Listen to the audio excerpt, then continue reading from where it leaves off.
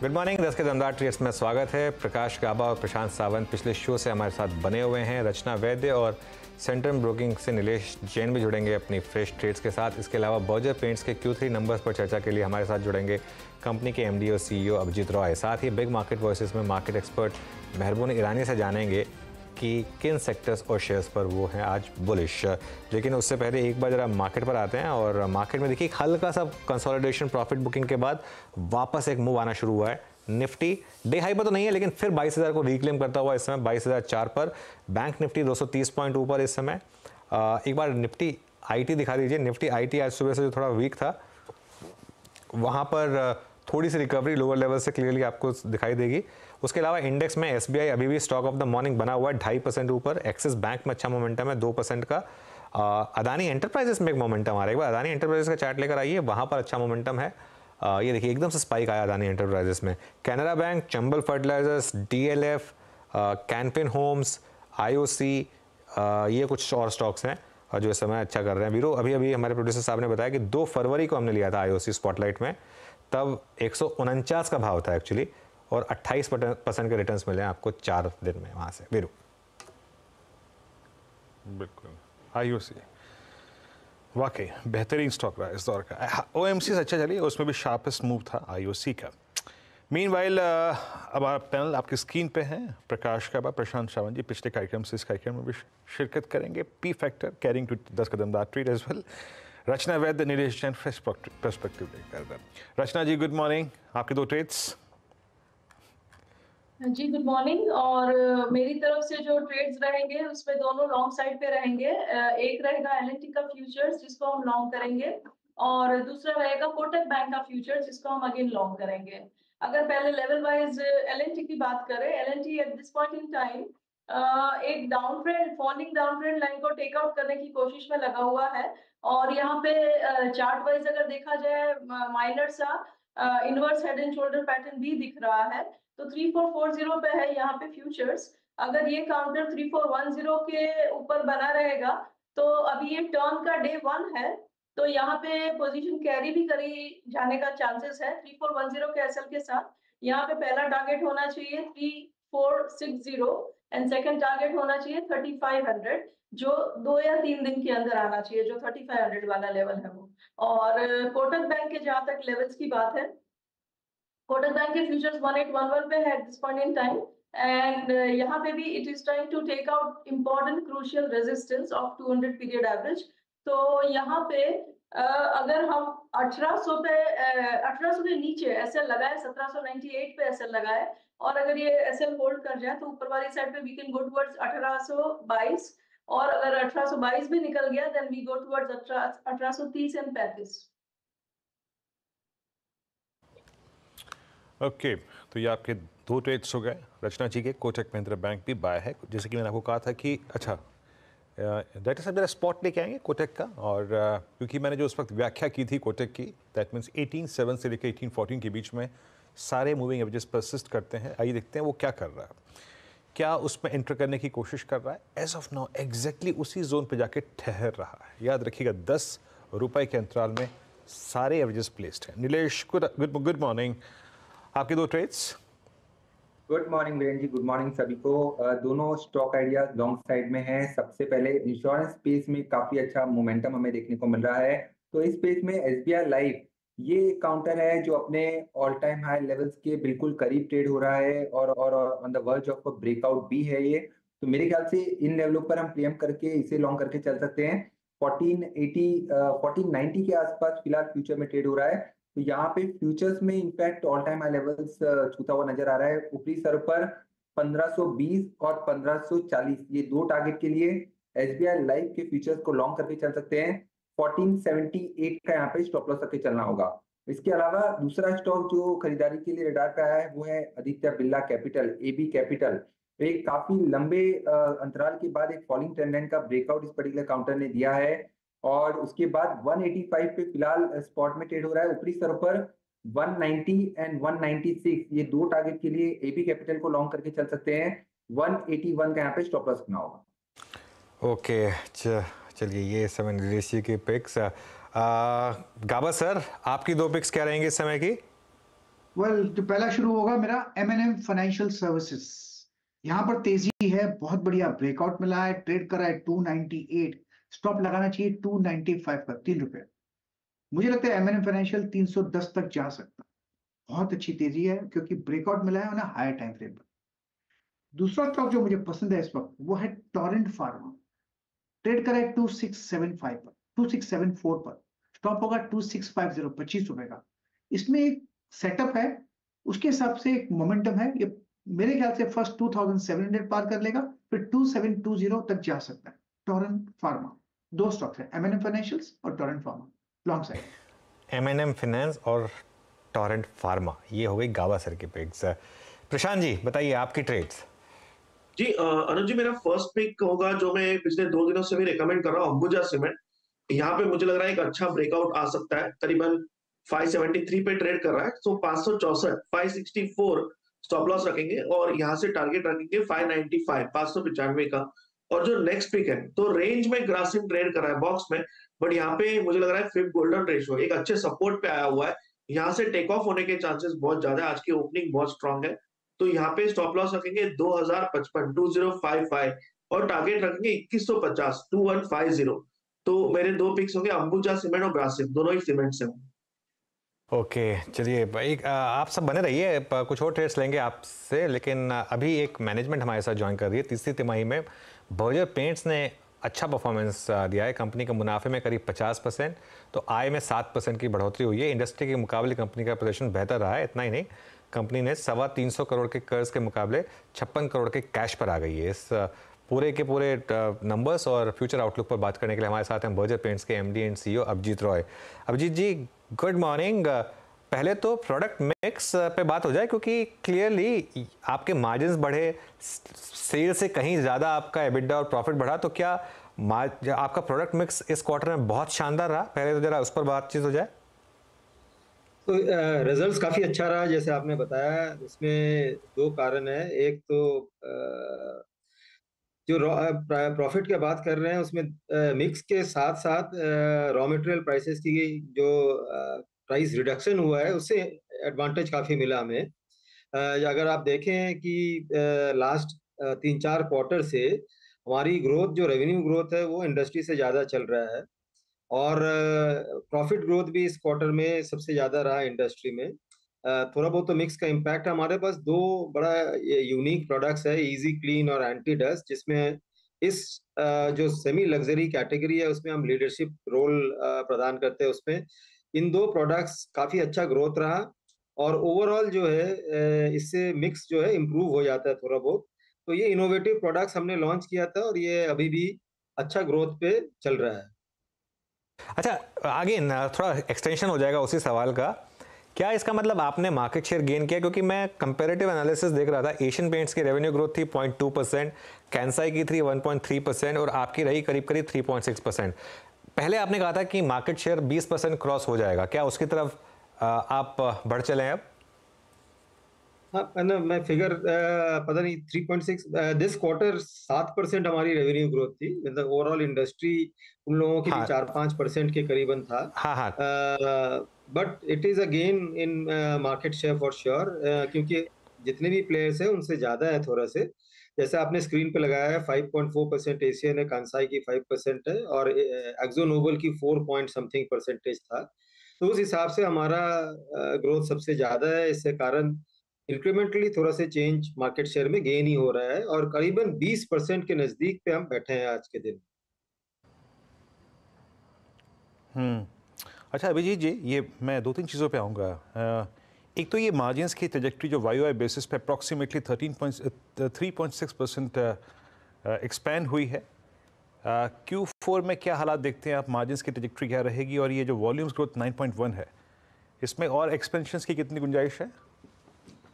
फिलहाल वैसे ही चलेगा जैसे चल रहा था, मतलब in the revenue growth trajectory बहुत ज़्यादा उसमें बढ़ोतरी की चांस कम दिख रहा है इन Q4 जिस हिसाब से अभी तक चल रहा है माहौल। अगर आगे चल के सडनली ग्रोथ मोमेंटम बढ़ जाए तो वो अलग बात है, लेकिन अभी के लिए ऐसा ही चलेगा। As far as profitability is concern, तो इस क्वार्टर में हमारा प्रॉफिट दो कारण से बढ़ा था। एक तो रॉ मटेरियल प्राइसेस जो गिरा था, और दूसरा जो था उसमें मिक्स का काफी इम्प्रूवमेंट हुआ था। तो दो कारण से थोड़ा सा बढ़ गया था इन द थर्ड क्वार्टर। लेकिन हमने एडवर्टाइजमेंट स्पेंड बहुत ज्यादा किया था इन क्वार्टर थ्री, बिकॉज उसमें वर्ल्ड कप का मैच था, तो उसमें हमने काफी डिजिटल में काफी पार्टिसिपेट किया था जोर शोर से, तो उसमें खर्चा काफी बढ़ गया था हमारा एड स्पेंड।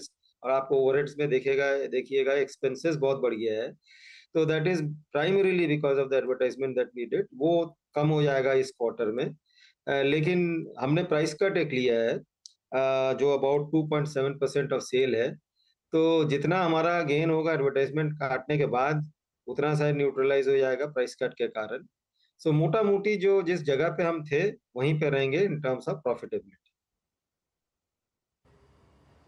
ओके अच्छा सर, अब आपका क्योंकि इंटरेस्ट बर्डन तो नहीं है ना इस क्वार्टर से आपके ऊपर, क्योंकि you are not I think 56 crore plus versus 3 to 4 CR of debt, interest burden कोई नहीं ना, दैट्स गुड सर। ये हाँ, T2 T3 में अब आप लोगों ने काफ़ी अच्छा एक्सपेंड किया है इस बार। क्या यहीं से ज़्यादा वॉल्यूम्स आ रहे हैं और अगले एक दो क्वार्टर्स में ये एक मेजर ड्राइविंग फोर्स होगी T2 T3 से शहर जो है सिटीज़? तो हमारे पास एक्चुअली डिस्ट्रीब्यूशन एक्सपेंशन का स्कोप काफ़ी है। हम नंबर 2 जरूर है इंडिया में, लेकिन गैप बहुत है डिस्ट्रीब्यूशन में। तो कई सारे जगह में हमारी प्रेजेंस इतना है नहीं, तो इसलिए हमने उसमें जोर लगाया है इस साल, और अगला साल, अगला 1-2 साल भी हम उसी पे ज़्यादा जोर लगाएंगे। अपना ब्रांडिंग और ब्रांड प्रेजेंस है कई जगह में, लेकिन हमारे ग्राउंड पे जो है डीलर प्रेजेंस कम है थोड़ा से, उन जगह में हमको भरने का है जल्दी जल्दी। वो एक कारण है कि हमारा T2 T3 टाउन्स में, जबकि FMCG इंडस्ट्री में बोला जा रहा है कि वहाँ पे स्लो डाउन है, लेकिन हमारा नेटवर्क एक्सपेंशन के कारण प्लस जो थोड़े से हमारे प्रोडक्ट्स, जो इकोनॉमिक प्रोडक्ट्स है, वो भी काफी अच्छा किया है इस बार। तो ये दो कारण से उस सेगमेंट में हमारा ग्रोथ अच्छा रहा है। ओके तो यहाँ से अब विजिबिलिटी क्या है आपको अभिजीत जी? ऑब्वियसली क्रूड प्राइसेस एक ऐसी चीज़ है जो शायद कोई प्रेडिक्ट नहीं कर सकता, लेकिन क्लियरली एक चीज़ जो विजिबल है कि क्रूड प्राइसेस इतना सब कुछ होने के बाद भी सॉफ्ट नहीं हुए हैं, मतलब बढ़े नहीं हैं। तो क्या एक फेयर बिट ऑफ विजिबिलिटी है आपके पास इस समय? टॉप लाइन की तो होगी ही खैर, लेकिन मार्जिन्स और बॉटम लाइन को लेकर? तो मार्जिन्स में क्या है, हमारे हमने एक डिसाइड किया था 1.5-2 साल पहले कि हमको एक बैंड में ऑपरेट करेंगे 15 से 17% के बीच में। कभी तो वो 16.8 हो जाता है, कभी वो 15.6 हो जाता है। तो this range is what we will operate in. So it's a narrow range in 15 to 17%। इसी के रेंज में हमको ऑपरेट करने का है। और ऑब्जेक्टिव विल बी कि अभी जो भी कंपटीशन आता है बाजार में नए सिरे से, और जो है ऑलरेडी, उसमें हमारा मार्केट शेयर मेंटेन करते रहने का है या इम्प्रूव करने का है। So that's a priority for us, तो मार्जिन्स रहेंगे बट इस बैंड के अंदर रहें। ओके चलिए, बहुत बहुत शुक्रिया आज हमारे साथ जुड़ने के लिए और हमसे बात करने के लिए अभिजीत जी। ऑल द बेस्ट आपको फ्यूचर के लिए। रचना जी, कोई व्यू आपका इस स्टॉक पर, बर्जर पेंट्स पर? जी, बर्जर पेंट्स की जहां तक बात है तो यहाँ पे मेरा व्यू यही रहेगा कि ये counter eight this point in time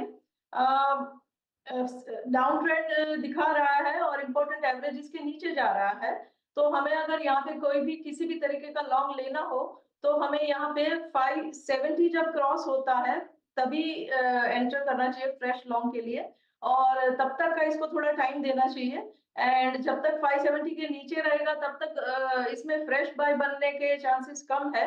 down side पे इंपॉर्टेंट सपोर्ट बनता है करीब करीब 550 पे। अगर 550 होल्ड कर गया ड्यूरिंग द डाउन मूव जो करंटली ऑन है, तो एक चांस है कि वहां पे कहीं पे स्टॉक सेटल होगा और धीरे धीरे ऊपर जाने की कोशिश करेगा। फ्रेश लॉन्ग के लिए मैं इस वक्त यहाँ पे सलाह नहीं दूंगी जब तक 570 क्रॉस नहीं करेगा।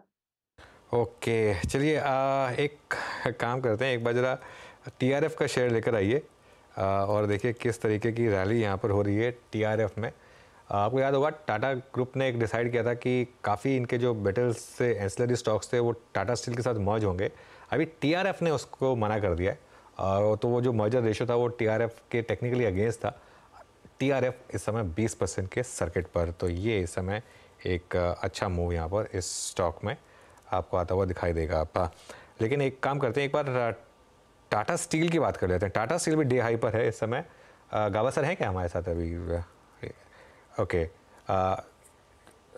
प्रशांत जी, टाटा स्टील पर कोई व्यू आपका? जी बिल्कुल अनुज जी, बहुत वक्त के बाद इसने एक बहुत बड़ा रेंज ब्रेकआउट दिया है जो कि काफी बार रेजिस्ट कर रहा था, करीबन 140-42। बट अब मैं रेकमेंड करूंगा थोड़ा वेट कीजिए, एक बार इसको डिप लेने दीजिए करीबन 145-44। हार्डली ये ट्रेडिंग के हिसाब से पोजिशनली जो जाना चाहते हैं बिल्कुल बाय कर लीजिए। आपका स्टॉप लॉस पोजिशनली होगा 140 स्पॉट क्लोजिंग बेसिस।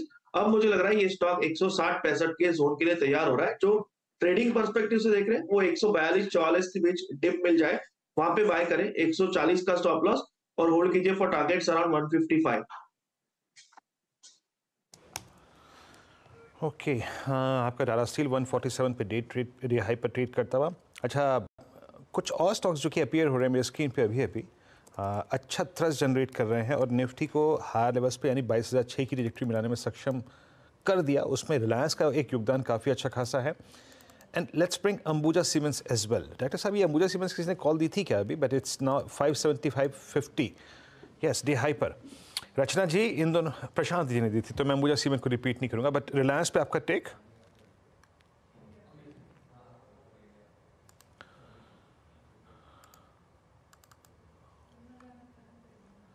रचना जी, रिलायंस पे आपका टेक? आप म्यूट पे।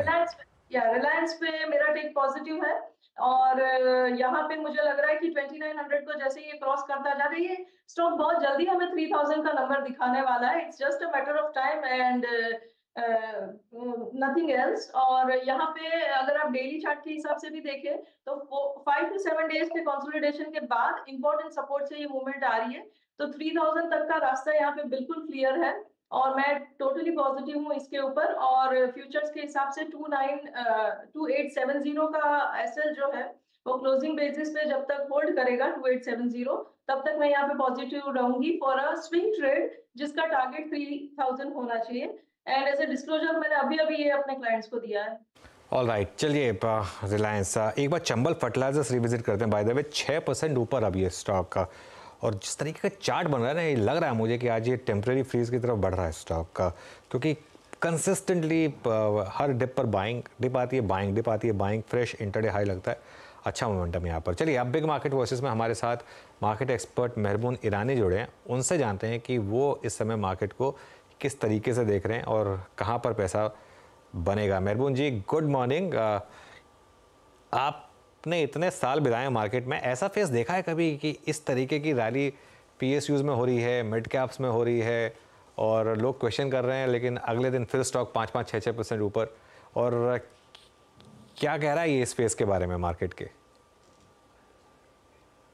आई थिंक जो इलेक्शंस अभी रिसेंटली हुए थे उसके बाद मेरा व्यू था, and I had come on record to state this and I still stick to the same, कि we are going to see an explosive new high in the market in 2024।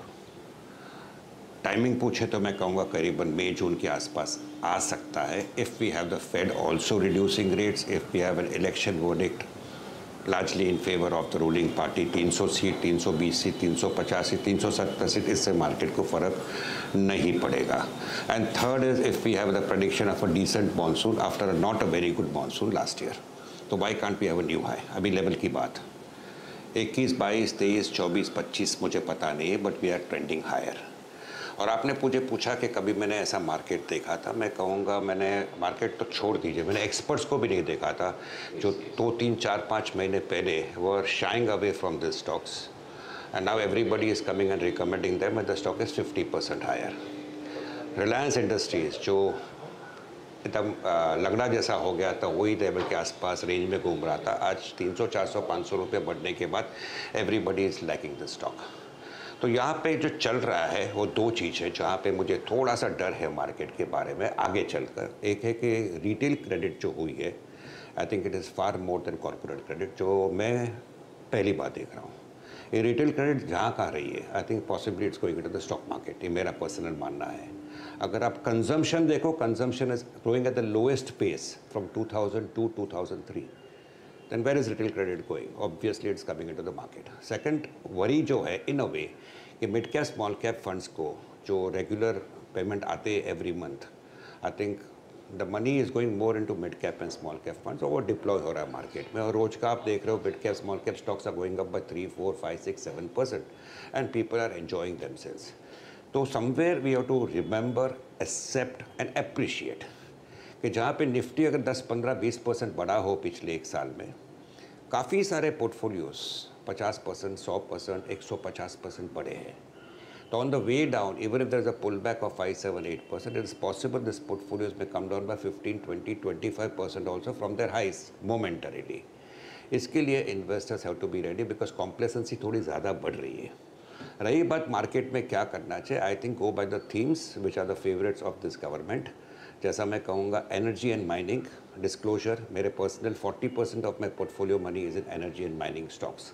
यहाँ पे Coal India हो, NTPC हो, Power Grid हो, PFC हो, REC हो, GAIL India हो, I think there are whole lot of opportunities here. सारे स्टॉक्स बढ़े हुए। अनुज जी आपने बिल्कुल ठीक पूछा, can they have a pull back? Certainly yes. Will they be higher? 100% yes. I would say energy and mining is the best theme.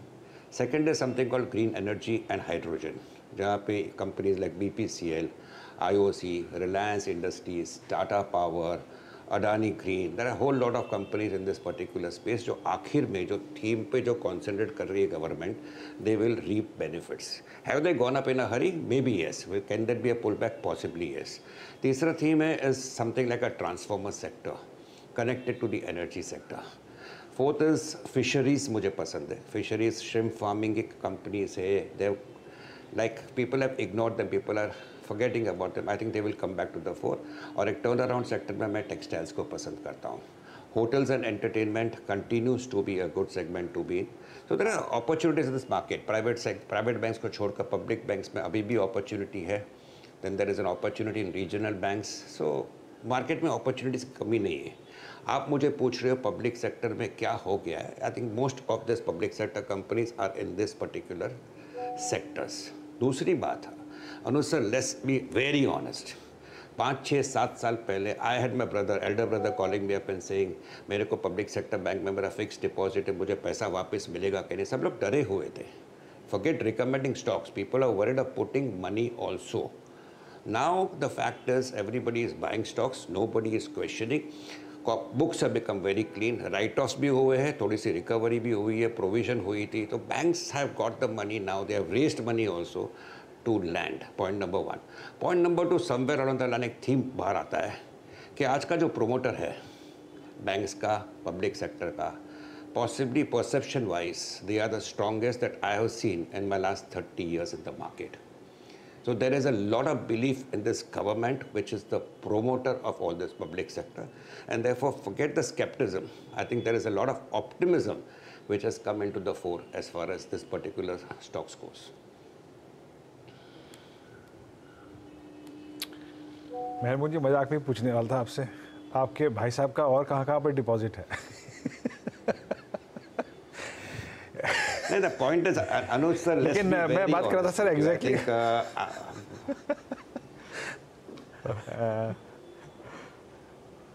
नहीं मेहरबान, वैसे मजाक में सही, लेकिन वीरू ने सवाल अच्छा पूछा है।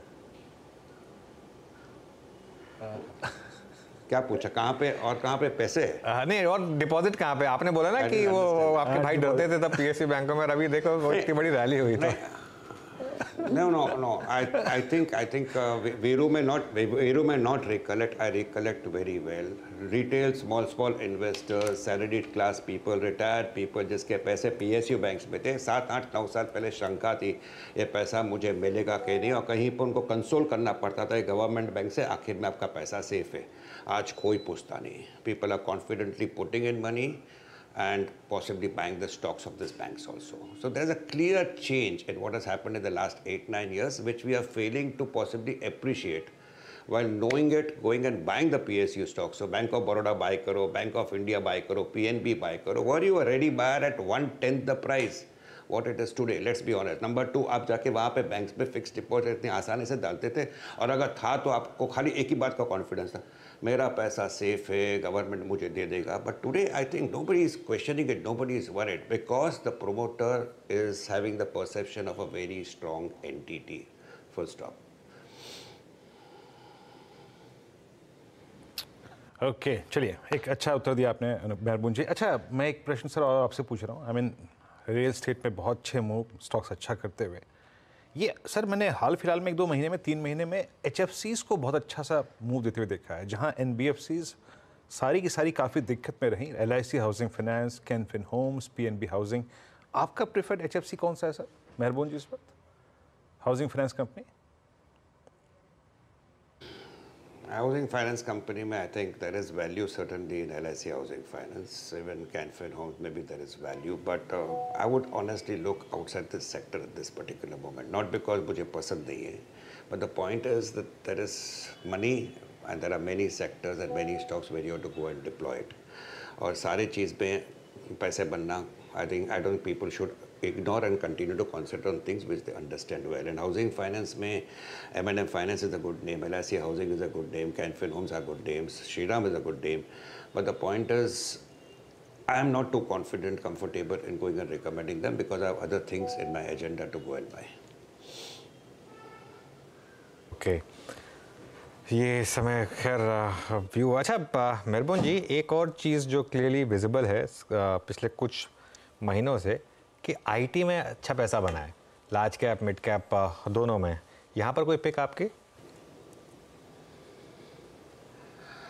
आईटी में फ्रंटलाइन स्टॉक्स का जो डिफरेंशियल प्राइस वैल्यूएशन है between frontlines and mid caps, I think it will possibly continue. This will continue because there is lot of expectation of artificial intelligence. So मैं कहूँगा कि I had mentioned this, that was negative on IT for the entire year of 2022 and large part of 2023, but somewhere एक buying opportunity आती है.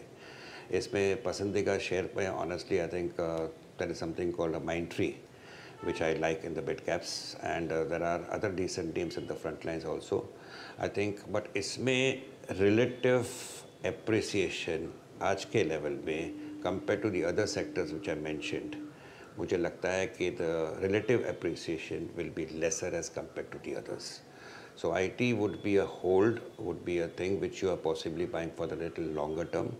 अगर आपको momentum chase करना हो, which many people are doing, or you want to buy into themes which the government likes and will ultimately benefit, be it railways, be it capital goods, be it infrastructure, be it green energy, be it energy and mining, I think the opportunity in terms of appreciation of making money is possibly more there as compared to IT.